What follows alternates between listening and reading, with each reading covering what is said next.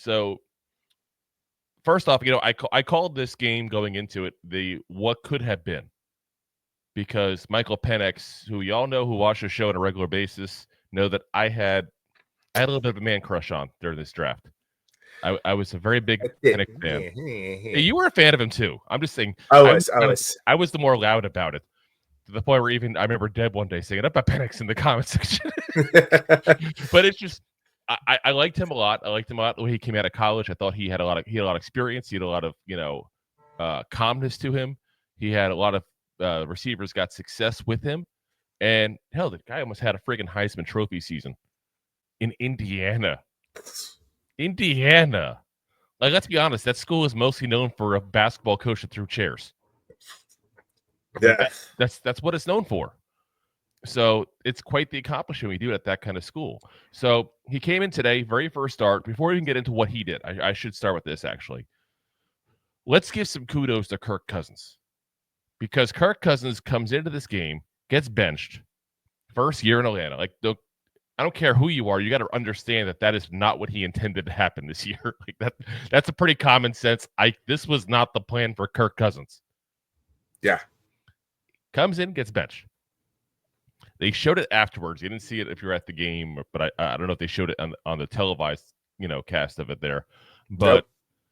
Kirk Cousins literally was sitting at the tunnel right before they came out and had a prayer, regardless of what your religious beliefs are. Obviously, him and Penix share some kind of religious beliefs. I'll put it that way. I don't know. I don't pretend to know their exact denominations, nor do I care, to be quite frankly.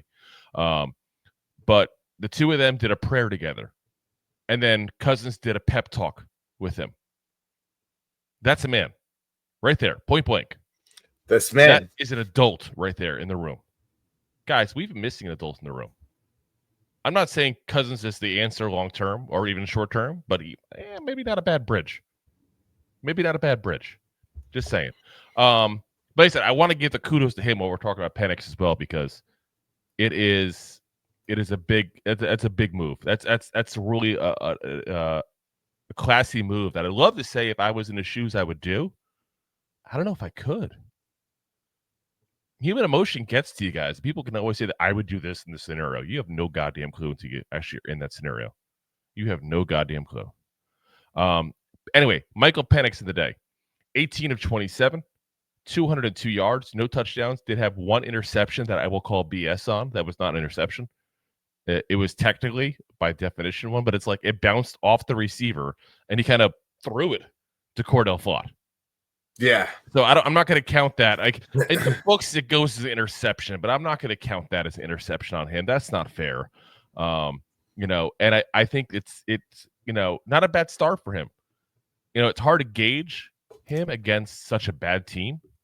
Let's be honest, we have a history of making teams look pretty damn good. But he threw, 2/3 completion, over 200 yards.